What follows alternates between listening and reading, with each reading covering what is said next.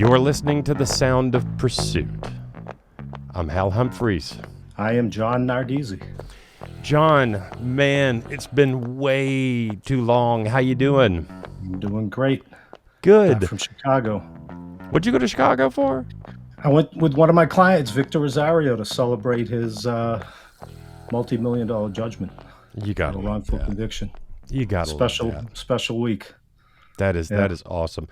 Well, we have been a little bit remiss in getting this done in a timely fashion, but we're back today. And one of the things that you and I have talked about discussing for quite some time is how to work with attorneys and what attorneys are looking for and what we can and cannot do. Yeah, exactly. And there's a perfect lead-in. We're calling this the rules of the game. As a lawyer, what do lawyers expect the investigator to know about certain rules of professional conduct? Do they apply to the investigator? The big areas, attorney-client, work product privilege. But there's other things out there as well that you need to know about. And so today we have a very special guest, Jennifer Sunderland. She's a friend and a client. She's a great attorney from Boston who does criminal defense, does workplace cases, business, litigation, and parties with me on the beach. And we're going to talk about some of these topics with Jen Sunderland today. Jennifer, welcome. Thank you for taking the time to be here with us today. Thank you for inviting me. So Jen, one of the questions that sometimes I hear being talked about with other investigators is attorney-client privilege. What does that cover? Is that a distinct privilege from work product, which is we always think about as our written reports? Can you kind of go into those two?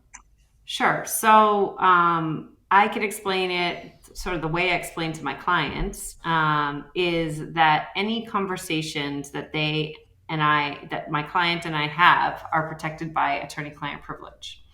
And that is sort of separate from what I consider to be my ethical obligations as an attorney, which includes a duty of confidentiality. A privilege is grounded in the rules of evidence, right? So if there is a conversation that I have with my client, nobody can force either of us to talk about what we talked about in that meeting. Okay. The court can't, the police can't. And I often say this to clients, really because you want your clients to, the basis for the privilege is so that your clients will feel comfortable being totally forthright with you and will give you all of the information as opposed to omitting information because they think that there's a chance that you're going to say something to somebody else about it. Right. So let me just jump in there. So let's say you and I have worked together and we're both sitting in a meeting. We understand that conversation will be protected, right? My presence doesn't destroy that privilege because I'm working as your agent. What if an investigator gets sent to a prison to interview the client without you being there? Is there any different analysis? I'm not sure that trying to decide if that would be considered privileged. Really, think about this. No, that's okay because it's an interesting area because I think there's some debate about that some attorneys believe that it's okay and the investigator will be covered because we're working for you as the agent. Right. I've heard other people say there might need to be some disclosure in writing to the client that's the case. So it's just something to I think investigators I would be aware of. say, I'm a sort of generally risk averse person when it comes to those sorts of things, right? So if there was something that I can think of very few circumstances where I would want an investigator to speak to my client if I wasn't also present. Yeah. And so when I am present, when the three of us are present with the client, or if it's, an investigator, me and the client, the privilege protects that conversation because the investigator is there acting as an agent of the lawyer. I do tell clients, the other thing I tell them is like, sure, your mom, wife, sister, whoever can be in on this interview, but having someone else there destroys the privilege. Yeah. Obviously that doesn't count when it's an agent of the defense.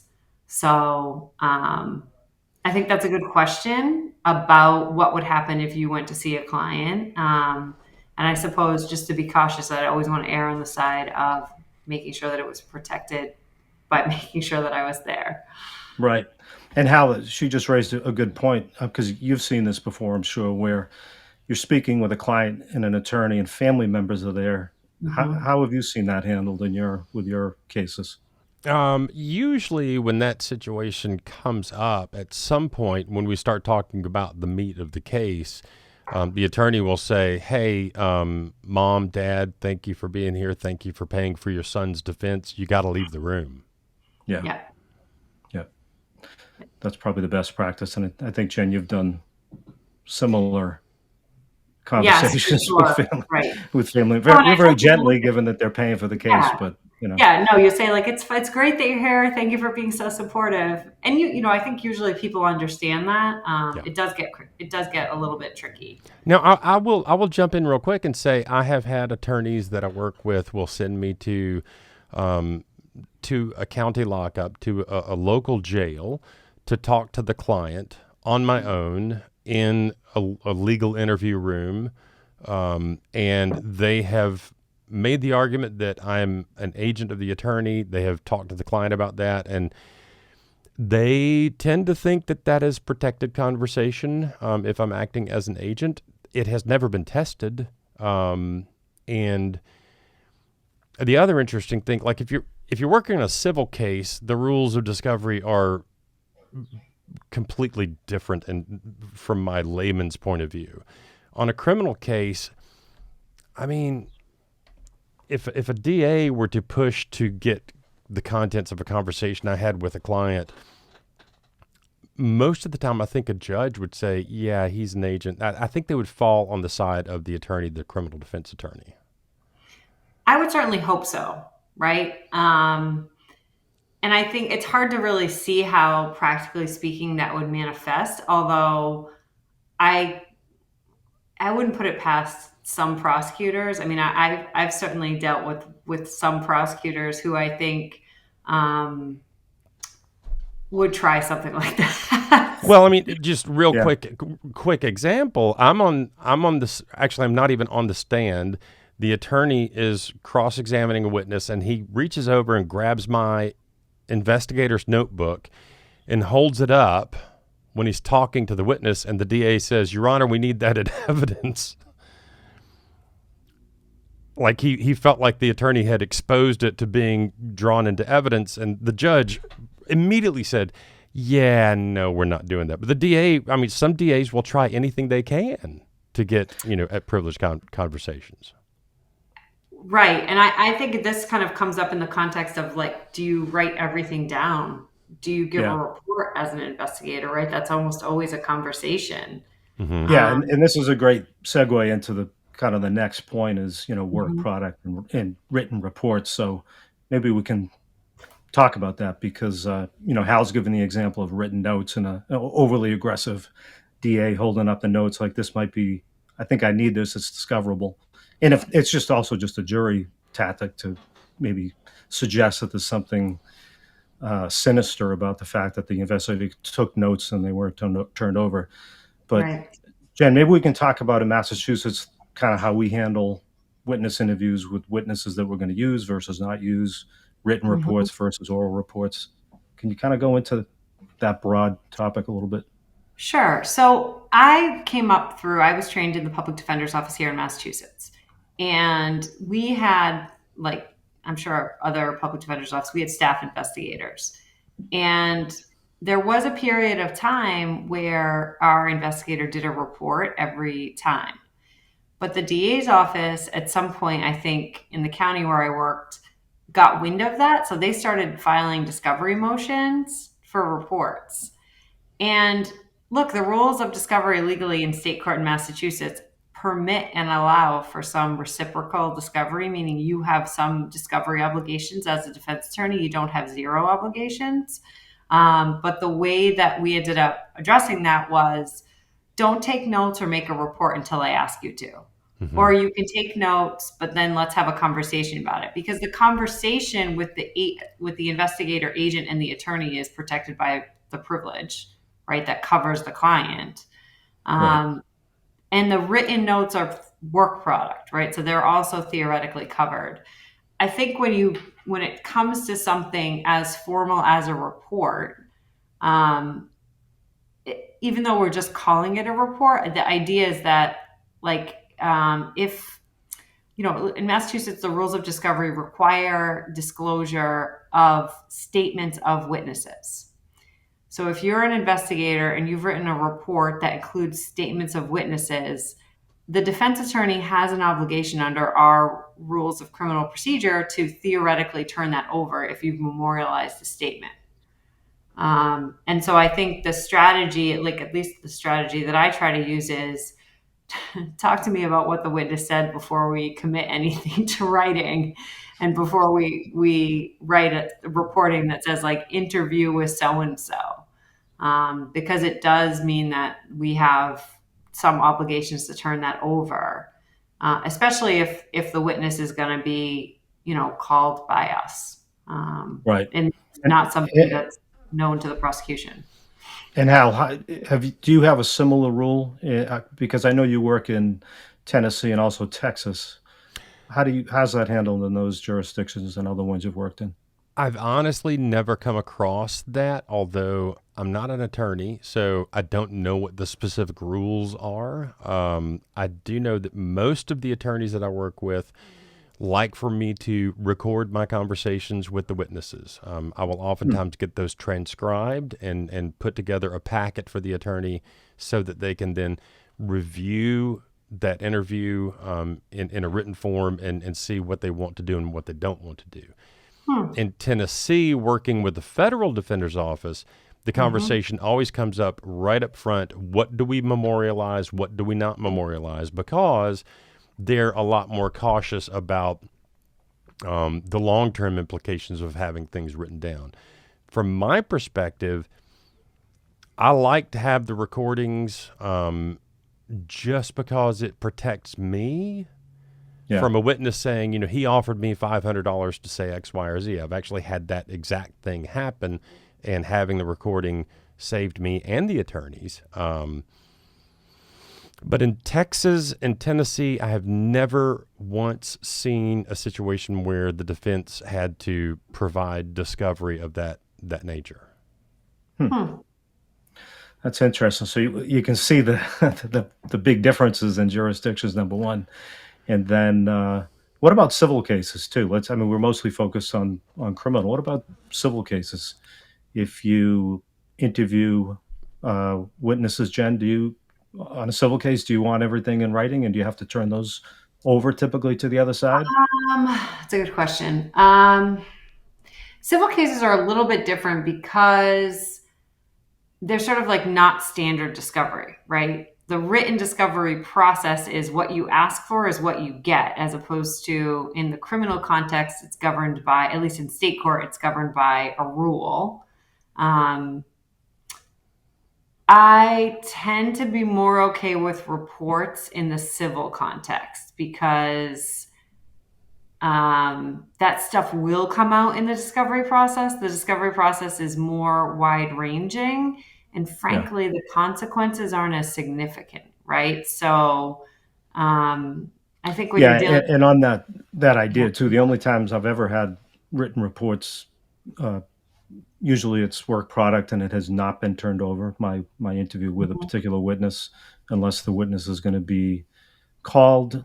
right. The other side also has an obligation to do their own investigation. So sometimes, the few times where I have had my report generated on a civil case, it's that there's been something about the witness becoming unavailable. Either the witness died or the witness moved out of the country. The other side argued that this witness is in effect unavailable. Yeah. And my report is the only thing that exists after the incident that's going to be pertinent to that testimony. So it's been turned over in those cases. Hal, have you had similar experiences with written reports on civil cases? So on civil cases, the attorneys that I work with every time have said, do not record conversations, do not memorialize any conversation until we speak about it. And the reason is the discovery is so, like Jen was saying, you write a list of interrogatories, we want this, we want this, we want this, and they've got to turn it over. And And if they it, usually put in your standard interrogatories reports pertaining to, right? And it's hard yeah, to argue that a report by an investigator of a witness or, you yeah, know, isn't under the rules of criminal discovery, we're only required to turn over statements of people that we intend to call as witnesses. okay, I have had prosecutors seek discovery of if I have impeachment evidence that I've learned about of their witnesses. So I think prosecutors know that defense attorneys use investigators, and I hmm don't think it's I think they're on to us. And I think they try to figure out ways to be creative about getting that discovery ahead of time.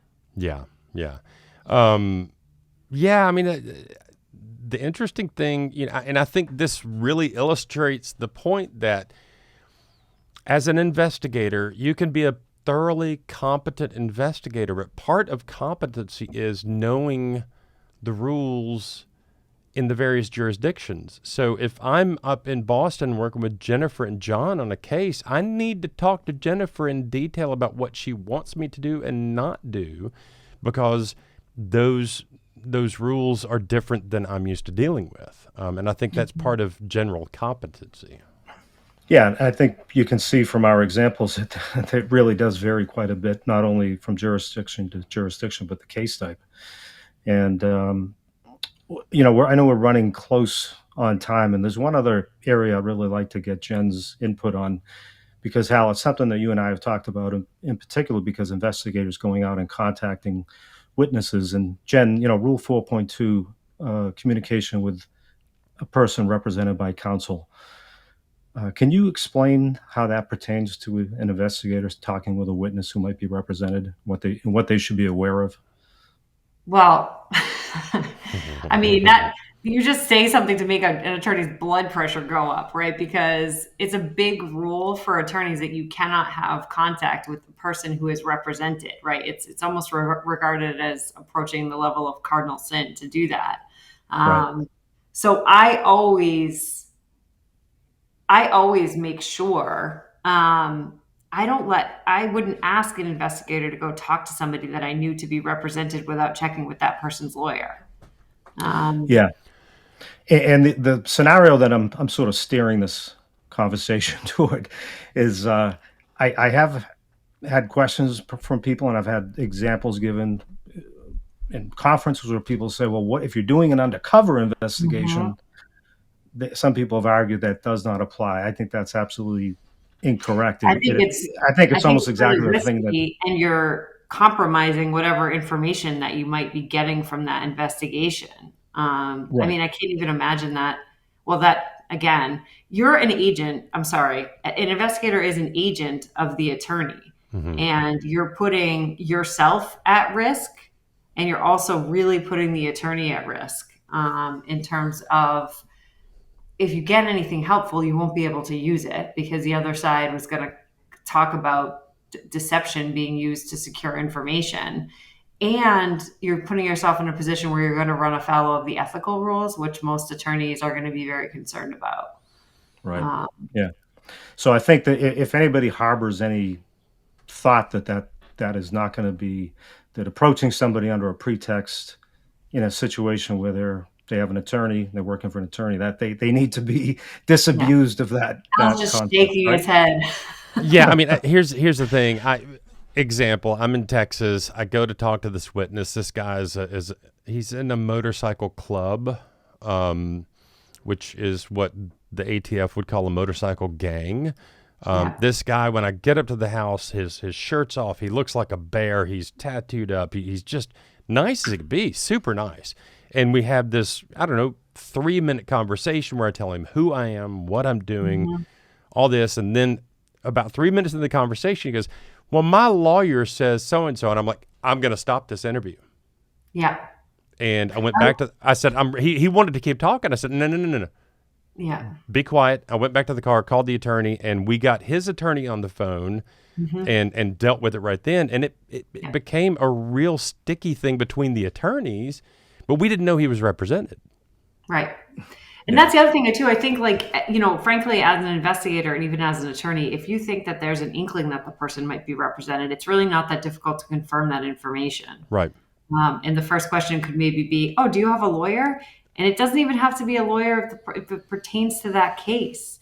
If the person is represented, due diligence, right? I think best practices would require the attorney to communicate with the other attorney, or even the investigator to communicate with the attorney, because I know how I would feel if somebody tried to interview my client without telling me. I'd be very upset about that. Absolutely.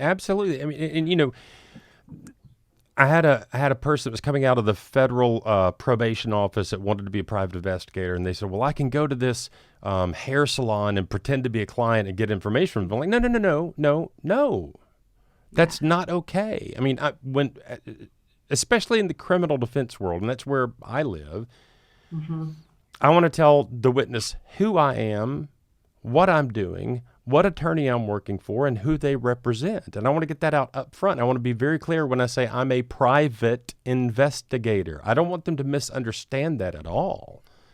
Oftentimes, businesses will misunderstand that, even despite your best efforts to make sure that you're being clear about who you are. I mean, I think you've probably both been in situations where it got reported back to the prosecutor that some PI said X, Y, and Z, or some cop or somebody showed up to talk to them. Yeah. Just because I think if people are not familiar, or if they're not living in the criminal legal context, they really can't remember.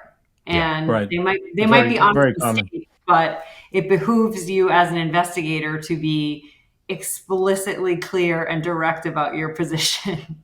Yeah, and we even went as far on one case where this was a toxic dumping case in California years ago, and this was coming up so often that we just had business cards printed with something on the back that we were representing. It was Lockheed Martin in that case, just because we were so tired of these sort of silly attempts to undermine the very helpful interviews, and they would always come in and say, "Well, they said that they were working for Lockheed, I'm sorry, working for another company," and we made it clear who we were working for by printing it on the back of the business card. Yeah. For those of us that live in the criminal defense and in civil law world, by and large, we know what our attorneys expect from us. We know what they want from us. For folks that do, I mean, there are times when an undercover investigation is totally okay and necessary and above board and all those things.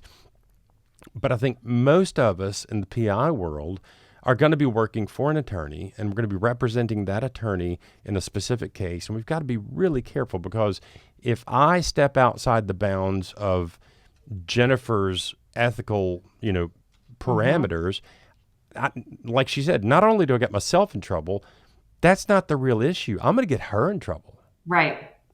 Yeah.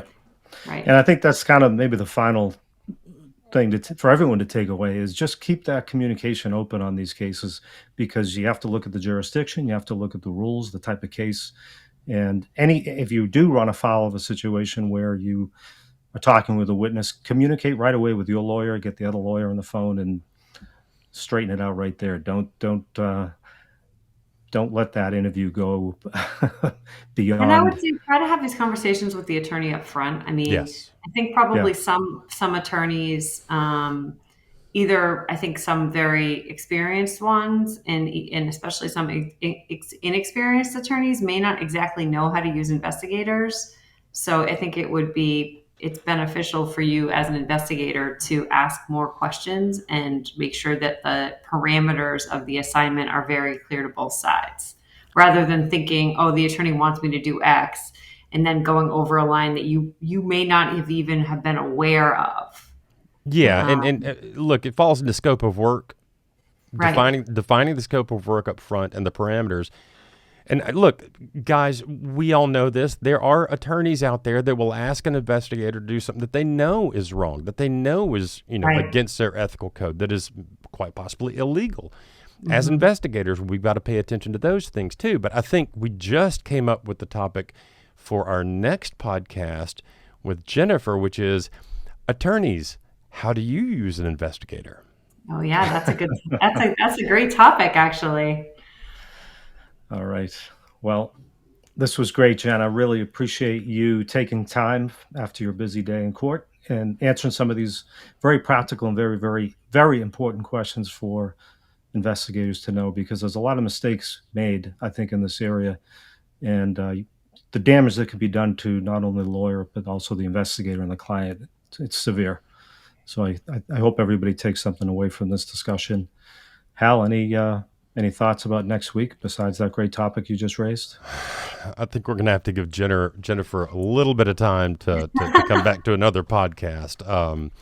But, Right. next week will be next week. I know, Jennifer, John, and I had a call from a young lady in Kentucky who is looking at getting into the PI world. So we're going to try and get her onto a podcast and just let her ask us questions That's about what great. it's like to be a private investigator and what it takes to be a private investigator. So maybe we'll get to that next week. Jennifer, thank Perfect. you so very much for taking the time to do this. It's a pleasure to meet you. And anytime we can have an attorney on board to kind of give us their thoughts on what we do, I think it's really useful. Thanks for having me. I really appreciated being on a podcast to end today. I love it. Thank you. Thank you, Jen. Any last words, John? I think that's it, Hal. We look forward to launching this again next week. All right, I'm going to switch over here and take us out of here. I'm Hal Humphreys. That is The Sound of Pursuit. Now let's have a quick shout out to one of our sponsors. Actually, two of our sponsors.